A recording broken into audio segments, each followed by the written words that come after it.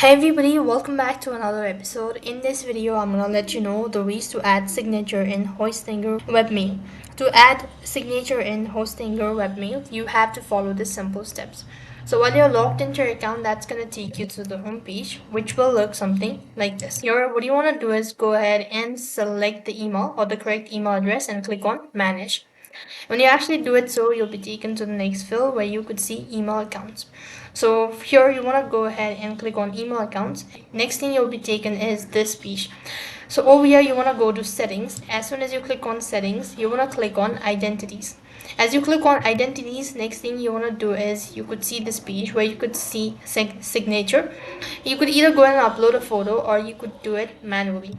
So if you want to do it manually, then you need to go ahead and tap on the box and you could go ahead and easily enter the text. Then you could go ahead and enter the text, and when you've actually done it, so click on the save button, follow the prompt, and this way you'll be able to add signature in hosting your email.